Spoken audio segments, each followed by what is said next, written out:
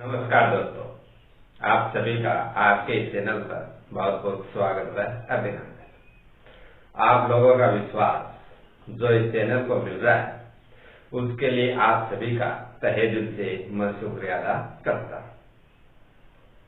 हम भारत का अफवाह तंत्र पढ़ रहे थे। अफवाह तंत्र में हमने हिमालय से निकलने वाली नदियों के बारे में देखा था। हिमालय से निकलने वाली नदियां सिंधु, गंगा, ब्रह्मपुत्र नदियां थी। आज हम देखते हैं भारत के प्रायद्वीपीय पठार से निकलने वाली नदियों के बारे में। इससे पहले जो हमने सिंधु, गंगा, ब्रह्मपुत्र नदियों के बारे में देखा था वो आप सभी लोगों को अच्छी तरीके से याद हो गया होगा। ऐसे में क्या करता हूं, आशा रखता हूं। आज हम पढ़ते हैं प्रायद्वीपीय भारत की नदियों के बारे में। तो देखो,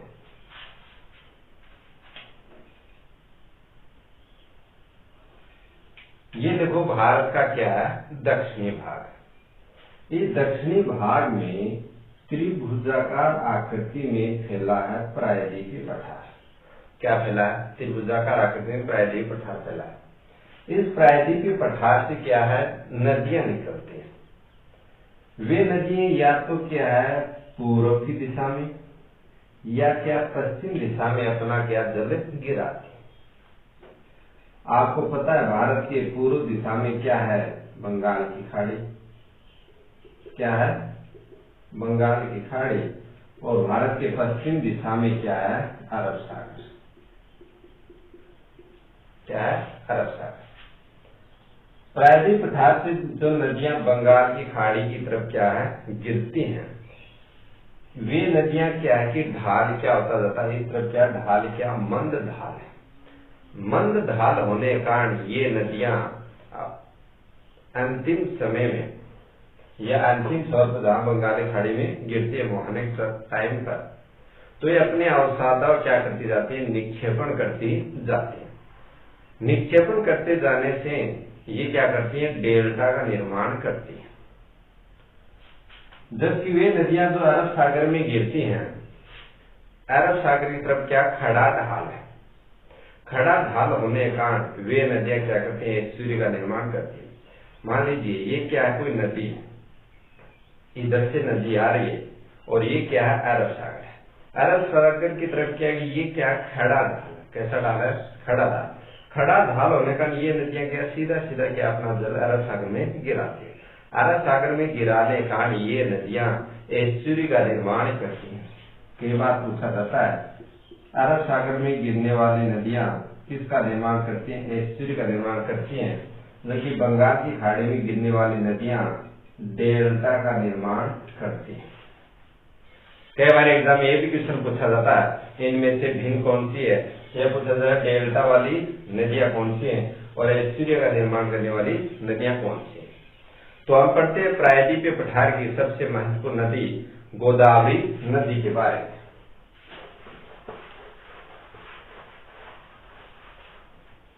देखो, हम पढ़ते हैं गोदावरी नदी।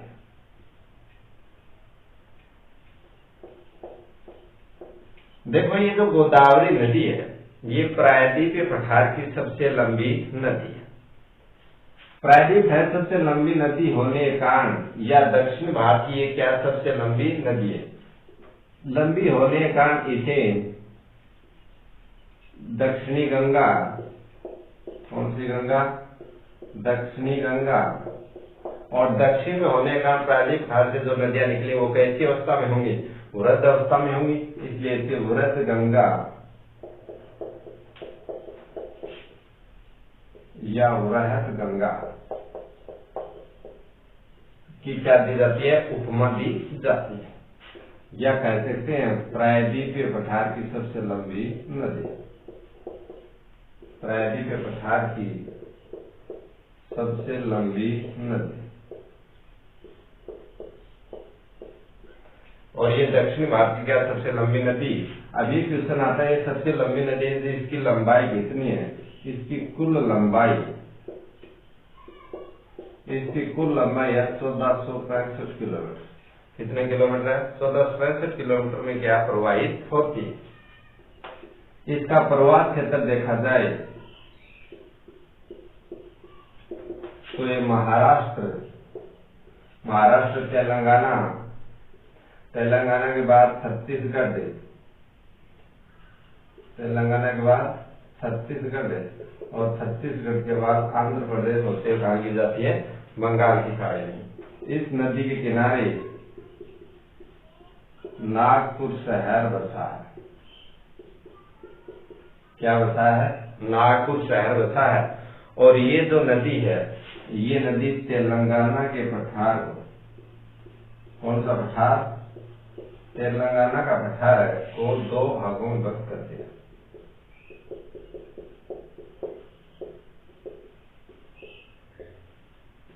तेलंगाना को कितने भागों में विभक्त करती है? 2 भागों में विभक्त करती है।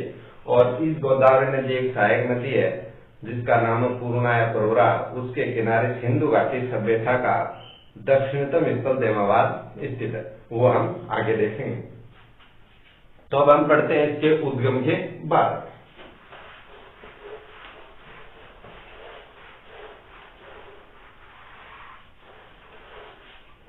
देखो, ये नदी एक पहाड़ी पड़ती है, त्र्यंबक की पहाड़ी। कौन सी पहाड़ी? त्र्यंबक की पहाड़ी या पठार कह दो। वो पड़ता महाराष्ट्र में, नासिक महाराष्ट्र में पड़ता है। यहाँ से ये नदी प्रवाहित होती हुई आगे जाकर क्या होती हुई? प्रवाहित होती हुई आगे 2 भागों में क्या विभक्त हो जाती है। कितने भागों में विभक्त हो जाती है? 2 भागों में विभक्त हो जाती है। ये 2 भागों में विभक्त हुई तो एक का नाम तो पड़ गया गौतमी गोदावरी। कौन सी गोदावरी? गौतमी गोदावरी। और एक का नाम पड़ गया वशिष्ठी गोदावरी। कौन सी गोदावरी? 2 भागों में विभक्त हुई, एक का नाम गौतमी गोदावरी और एक का नाम वशिष्ठी गोदावरी। और ये जो बीच में जो क्या करती है, द्वीप का क्या करती है? निर्माण करती है, जिसे कहा जाता है होप द्वीप। कई बार क्वेश्चन पूछा जाता है होप द्वीप का निर्माण कौन सी नदी करती है? तो कौन सी नदी करती है? गोदावरी नदी करती है। अब ये जो नदी है, इसकी क्या कुछ सहायक नदियां हैं, जैसे दूधवा,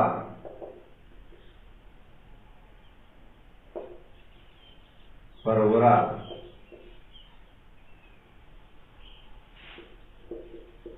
प्राणहिता। ये प्राणहिता 2 से मिलकर बनती है वेनगंगा और पेनगंगा। यहाँ से एक छोटी नदी और आती है जिसका नाम है उरधार नदी। कौन सी नदी? उरधार। प्राणहिता। एक नदी और आ रही है जिसका नाम है इंद्रावती नदी, और एक नदी और है जिसका नाम है सेबर नदी। कौन सी नदी? सेबर नदी। ये नदी इस दिशा में क्या प्रवाहित हो रही है? ऊपर से जो नदियां आकर मिलेंगी वो होगी बाएं तट की, नीचे से जो मिलेंगी वो जाएंगी दाएं तट की नदियां। तो इसमें एक नदी और आकर मिलती है, कौन से तट से? दाएं तट से, जिसका नाम है मंजीरा नदी। कौन सी नदी? मंजीरा नदी। और इस मंजीरा नदी पर एक परियोजना बनी हुई है। क्या बनी हुई है? परियोजना बनी हुई है। देखो, हैदराबाद का उस टाइम पर रियासतों का एकीकरण हुआ, उस टाइम पर शासक था निजाम। कौन था? निजाम। तो ये जो परियोजना ये है निजाम सागर परियोजना। कौन सी परियोजना? निजाम सागर परियोजना। और ये जहां मिलती है वो स्थान कहलाता है हैदराबाद के आसपास। अब इस नदी है, ये देखो इंद्रावती नदी। इंद्रावती नदी पर बस्तर जिला, कौन सा जिला? बस्तर जिला। बस्तर जिला पड़ता है छत्तीसगढ़। कहाँ पड़ता है? छत्तीसगढ़ में। इस पर एक प्रपात स्थित है। क्या स्थित है? जलप्रपात, जिसे भारत का नियाग्रा जलप्रपात कहा जाता है। अब ये जो नदी आगे चली 2 भागों में विभक्त हो गई। तो ये जो 2 भागों में विभक्त हुई वो स्थान कहलाता राजमुंद्री। कौन सा? राजमुंद्री के आगे 2 भागों में विभक्त हो जाती है। राजमुंद्री पड़ता है आंध्र प्रदेश में। अब इस पर क्या है, कुछ परियोजनाएं बनी हुई या बांध बने हुए हैं, उसकी एक ट्रिक है। देखो हमारे यहाँ पर क्या है, लड़का हो या लड़की हो का जन्म होता है तो उसे क्या कहते हैं, जापो। क्या कहते हैं? जापो। क्या कहते हैं? जापो। अब यदि जापो होगा, खुशी होगी तो क्या बजेगा? डीजे बजेगा। डीजे बजेगा तो आजकल के बच्चे को कौन सा गाना बजता है? Coca Cola. कौन सा? कोका। और यदि गाना बजेगा तो क्या होगा? धूमधाम से क्या है? गाना बजेगा। क्या बजेगा? धूमधाम से क्या है? डीजे बजेगा। तो यही क्या इसकी क्या है? ट्रिक है। जापो कोका धूम। देखो एक बांध पड़ता है जायकवाड़ी। कौन सा बांध पड़ता है? जायकवाड़ी बांध।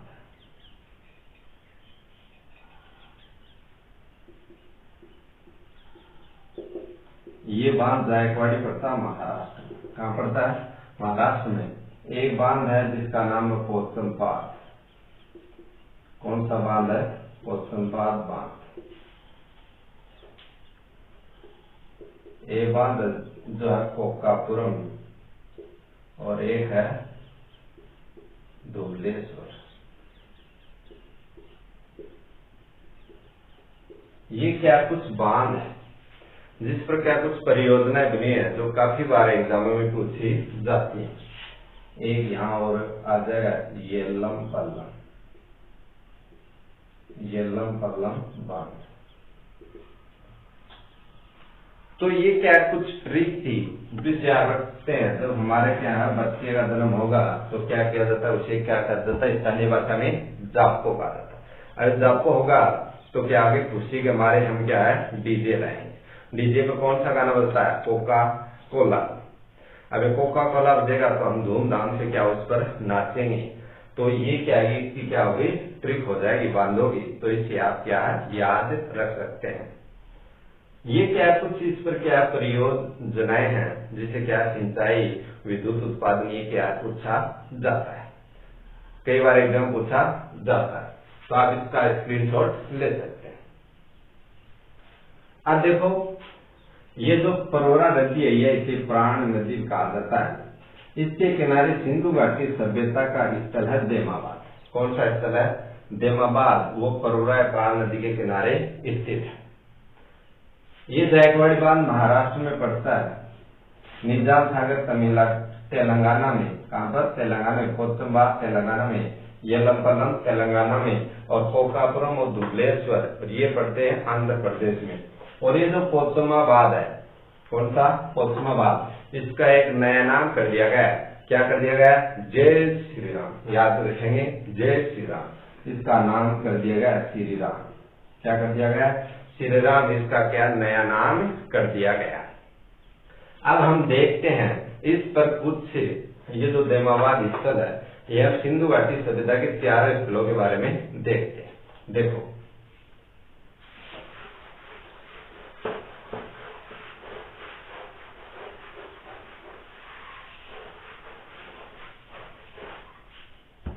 देखो ये क्या हो गई? 4 दिशा हो गई। क्या दिशा हो गई? 4। ये कहलाएगी उत्तर, ये दक्षिण, ये पूर्व और ये पश्चिम। हमको सिर्फ एक नाम याद रखना और वो है मेर्स। क्या याद रखना है? मेर्स याद रखना है। एम से हम चलेंगे तो एम से बन जाएगा मांडा। कौन सा बन जाएगा? मांडा। मांडा अखनूर जिला जम्मू कश्मीर में चिनाब नदी के किनारे स्थित मांडा होएगा। अब ए से हम करेंगे तो स्थान है आलमगीरपुर। आलमगीरपुर, ये आलमगीरपुर है वो हिंडन नदी के किनारे मेरठ यूपी में। और डी से हमने अभी देखा था देमाबाद। कौन सा? देमाबाद। और डैश से बन जाएगा सूतकांगेडोर। कौन सा बन जाएगा? सूतकांगेडोर, जो बलूचिस्तान में, कहां पर है? बलूचिस्तान में। तो आप ये सिंधु घाटी सभ्यता कई बार पूछा जाता है, उत्तरतम स्थल कहां पर है, दक्षिणतम कहां पर है, पूर्व स्थल कहां पर और पश्चिमतम स्थल कहां पर है। तो आपको याद रखना है MADS, ओनली याद रखना मिड, तो आप आसानी से क्या है कर सकते हैं। अब हम पढ़ते हैं, ये तो थी हमारी महत्वपूर्ण नदी गोदावरी नदी, और अब हम पढ़ते हैं महानदी के बारे में।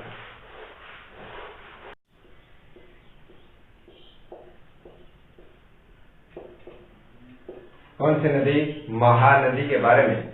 ये जो महानदी है, इसकी जो कुल लंबाई है, इसकी कुल लंबाई 851 किलोमीटर है। कितने किलोमीटर है? 851 किलोमीटर है। और इसका प्रवाह क्षेत्र देखा जाए, क्या देखा जाए? प्रवाह क्षेत्र है। तो इसका प्रवाह क्षेत्र है छत्तीसगढ़ और उड़ीसा राज्य में। कहां पर है? उड़ीसा राज्य। अब हम देखते हैं इसका उद्गम के बारे में। तो इसका उद्गम में एक पहाड़ी है, अमरकंटक की पहाड़ियां, और अमरकंटक की पहाड़ियों में एक पहाड़ी पड़ती है मैकाले की पहाड़ी।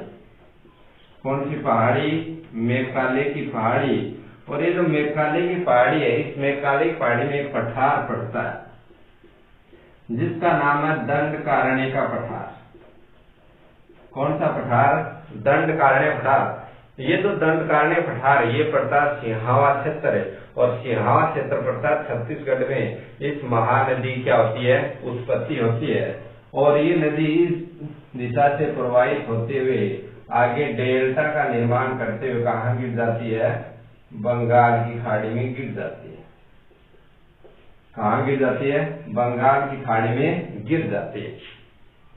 ये जो महानदी है, इस पर एक स्थान पड़ता है उड़ीसा में, जिसका नाम है कटक। क्या नाम है? उड़ीसा में एक स्थान है कटक। ये कटक प्रसिद्ध क्यों है? तो ये प्रसिद्ध है सुभाष चंद्र बोस की जन्मस्थली। सुभाष चंद्र बोस की क्या है?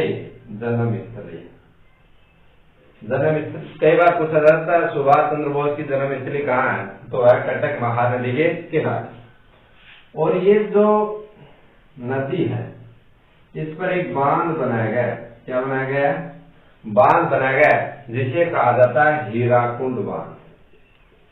क्या कहा जाता है? हीराकुंड बांध।